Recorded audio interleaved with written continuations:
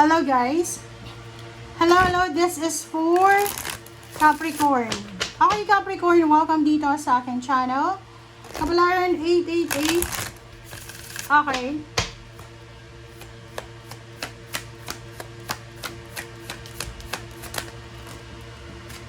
Okay. So, communication.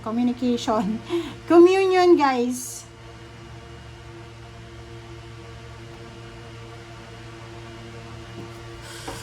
Okay.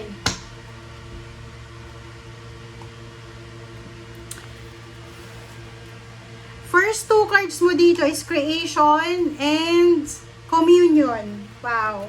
So, nakikita ko sa'yo dito, Capricorn ha, babae. Babaeng Capricorn, mag-iingat ka. Single ka ba? In a relationship. Kasi isang unexpected pregnancy ang posibleng mangyari sa'yo na siyang maging dahilan para sa isang shotgun wedding or isang napakabilis na kasal. Nakikita ko sa'yo dito na isang bagong relationship ang posibleng darating sa'yo na posibleng umabot sa kasal. And kung may edad ka na, kasal ka na sa pare or sa west, posibleng magse-celebrate ka ng 50th wedding or 60th or 25th wedding anniversaries. Okay.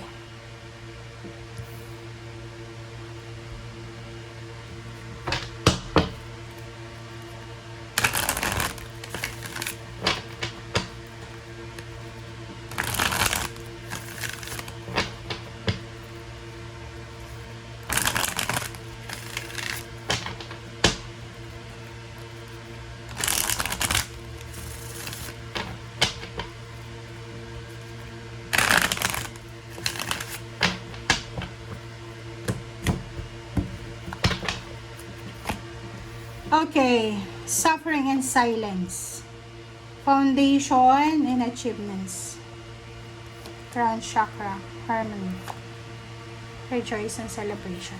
Okay Capricorn, may nakikita ko sa iyo dito, isang Capricorn na masayain siya.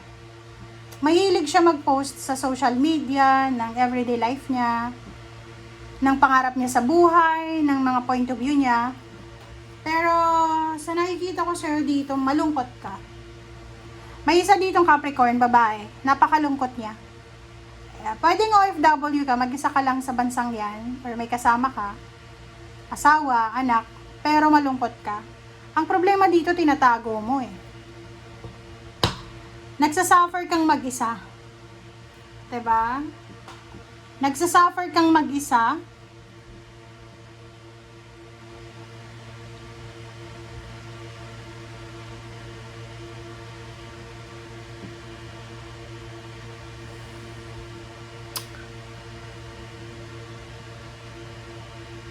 Alam mo Capricorn, nakikita ko sa'yo dito, kung may problema ka, pumunta ka sa dalubhasa. Kasi parang nakikita ko sa'yo dito, pag may mga kasama ka, masaya ka, ngumingiti ka, ganyan ganito. Pero pag mag-isa ka na lang, umiiyak ka. Alam niyo ba guys, na yung simula ng depression, ng anxiety, stress yan. So kung nai-stress ka, sinasabi ng bara sa'yo dito na kailangan mong mag-distress. Diba? Kasi pwedeng, umabot ka sa, lalo na kung OFW ka ha, malayo ka sa pamilya mo, nagsasuffer kang mag-isa eh. Naiingat ka sa okasyon, halimbawa Pasko, birthday sa family mo, nakikita mo yung mga post nila, yung live nila, parang naiinggit ka.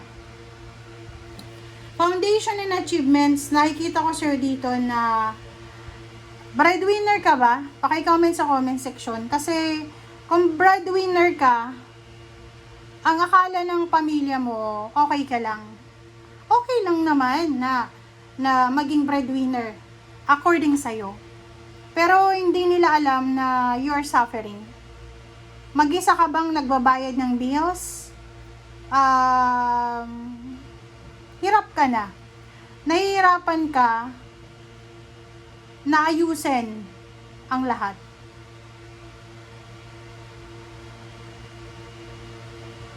napaka-empathetic mo.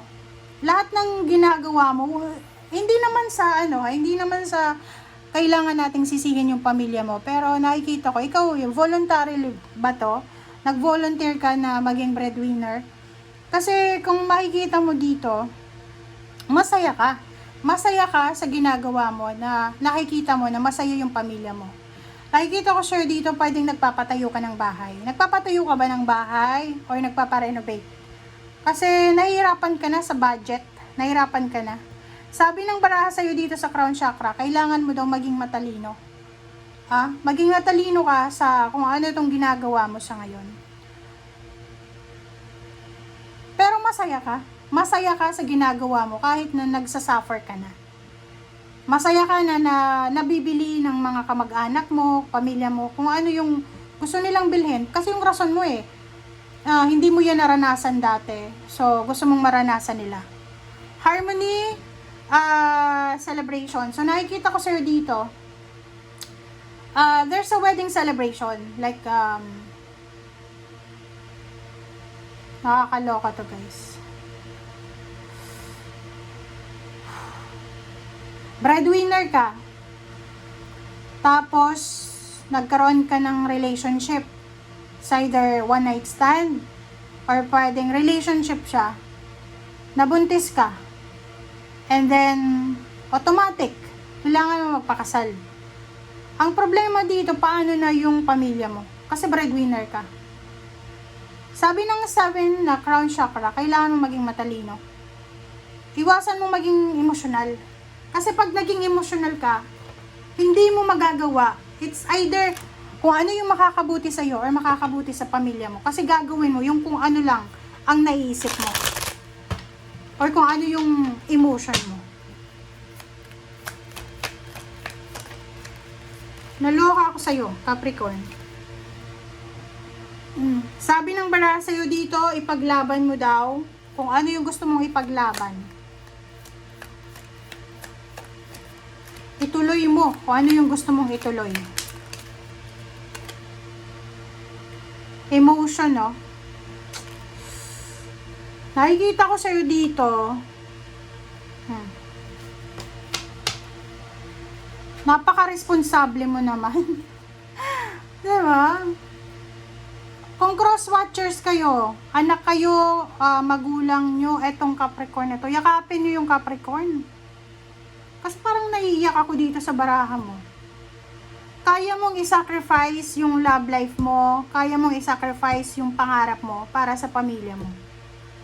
Diba? Kita mo to? May sakit ka or nahirapan kang mag-isa, pero tinitiis mo kasi kailangan mo ng trabaho. 2 of coins, kailangan mong balansehin. I-manage mo yung resources ng maayos. 3 of cups, 3 of coins. Sabi sa'yo dito, as much as possible, kung hindi mo kaya, humingi ka ng tulong. Huwag mong is-shoulder lahat ng obligations. Anak ka, hindi naman humihingi ng tulong ang magulang mo na suportahan mo sila. May asawa, may anak ka na. So, bali dalawa yung sinusuportahan mo, yung pamilya mo ngayon, at the same time yung parents mo. Kung may mga kapatid ka pa na medyo toxic, kasama pa sila. Tanungin mo yung sarili mo, kailan ba yung huling araw na naging masaya ka? 9 of Cups. Sinasabi ng barahan na to na kailangan mong unahin yung sarili mo. Evaluate, self-evaluation. Kailangan mong timbangin yung sitwasyon. Yun yung medyo toxic na traits ng mga Pinoy, 'di ba? Kasi sa atin, kung sino yung kumikita ng malaki, siya yung mag-shoulder ng mga expenses. Kung sino yung mga walang trabaho sa pamilya, sila yung exempted. Which is, for me bakit hindi iisa yung breadwinner? Bakit hindi tayo magtulungan? Para lahat tayo breadwinner.